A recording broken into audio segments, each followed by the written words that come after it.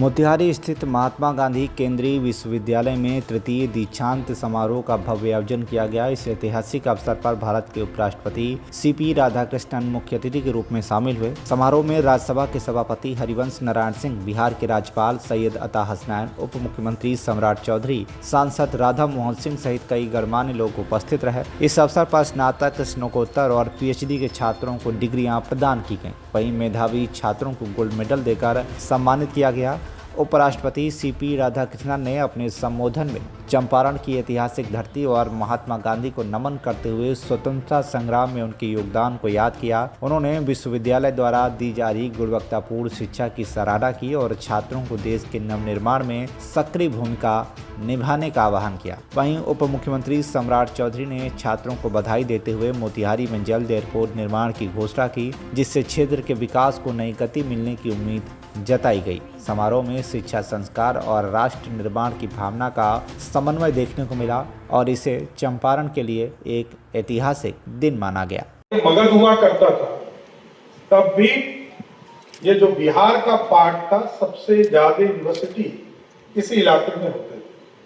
और मैं तो प्रधानमंत्री नरेंद्र मोदी जी को धन्यवाद देता हूँ। ठीक कहा सुनील जी ने, 2008 के बाद नीतीश कुमार जी ने यूनिवर्सिटीज की कल्पना को जमीन पर लाना शुरू किया और नालंदा यूनिवर्सिटी का जब शुरुआत हुआ, इस बार जब 2024 में आप लोगों ने यहाँ से सांसद बनाकर राधा मोहन जी और संजय जायसवाल जी को भेजा, तो दिल्ली में प्रधानमंत्री बनने के बाद पहला काम, यदि इस गौरवशाली इतिहास को स्थापित करना, ज्ञान की भूमि बिहार को स्थापित करने के लिए पहला काम मोदी जी ने किया, तो वो नालंदा यूनिवर्सिटी को पुनर्जीवित करने का काम मोदी जी और नीतीश जी ने किया। 27 के वित्तीय वर्ष में हम लोग जमीन पर उतारने का काम करेंगे। साथियों, इतना आश्वस्त करते हैं। कुछ साथियों ने बताया कि यहाँ के कुछ जमीन की समस्या है, जरूर माननीय मुख्यमंत्री जी से बात करके, और यहाँ शिक्षा मंत्री जी भी हमारे हैं, इन्होंने कहा लगभग हमारी सभी प्रक्रिया पूर्ण कर ली है। जिलाधिकारी भी हमारे यहाँ उपस्थित है। हम जरूर आश्वस्त करते हैं कि इसी साल ये सारे प्रॉब्लम को सॉर्ट आउट करके पूर्ण रूप से महात्मा गांधी सेंट्रल यूनिवर्सिटी स्थापित करने का काम किया जाए। जैसा कि विकसित भारत में इस इलाके को और विकसित करना है। हम लोग टूरिस्ट का भी इलाका इस इलाके को मानते हैं, जहाँ भगवान लव कुश का जन्म हुआ, बगल में माँ सीता का जन्म हुआ हो, बगल के उत्तर प्रदेश में प्रभु श्री राम का जन्म हुआ हो। तो एक एयरपोर्ट तो राधा मोहन जी ने जरूर मांगा, क्योंकि इनके संसदीय क्षेत्र का है, लेकिन हम लोगों ने वाल्मीकि नगर का भी टेंडर कर दिया। आगे 1 महीने के अंदर रक्सौल भी हम टेंडर करने जा रहे हैं, और ये जरूर आश्वस्त करते हैं।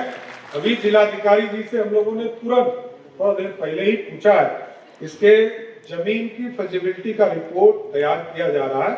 आश्वस्त करते हैं यहाँ भी मोतिहारी की धरती पर भी हवाई पट्टी बनाने का काम किया जाएगा। इसलिए मैं फिर से महामहिम उपराष्ट्रपति महोदय को, सीपी राधाकृष्णन जी को, और विशेष तौर पर हमारे जो महामहिम राज्यपाल सैयद अता हसनैन साहब हैं, इनको दोनों को मैं विशेष तौर पर, क्योंकि दोनों पहली बार मोतिहारी के इस कॉन्वोकेशन में आए होंगे, मैं विशेष तौर पर दोनों का स्वागत करते हुए अपनी बातों को विराम देता हूँ। बहुत बहुत धन्यवाद। It is not just an end, it is another beginning. You are living in the world where technology evolves at an extraordinary pace. The changes are inevitable. There is only one constant factor in the world, that is change. Today the changes are coming so fast. What it was last month may know, or maybe having very small relevance today. What it was 2 years before now has nothing to do with it.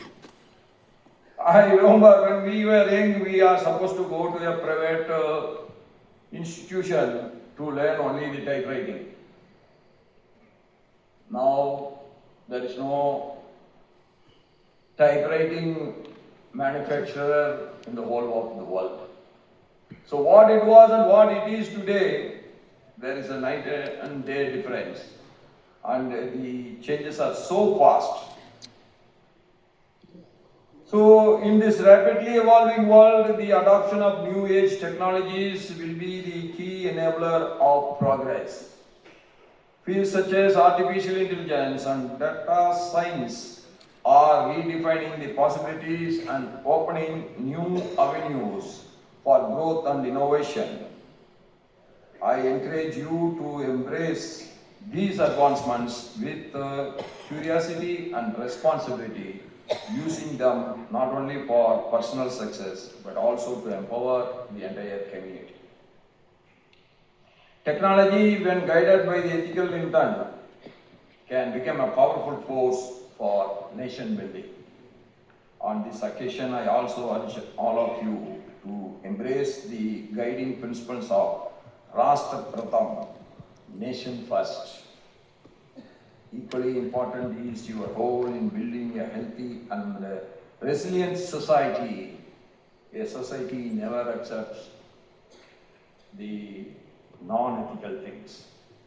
I appeal to all of you to take a firm and stand against the substance abuse and say no to drugs in all forms.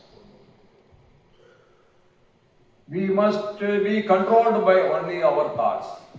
Our brain should never be controlled by something else. Motihari से रवि कुमार गुप्ता की report, TV1 India news.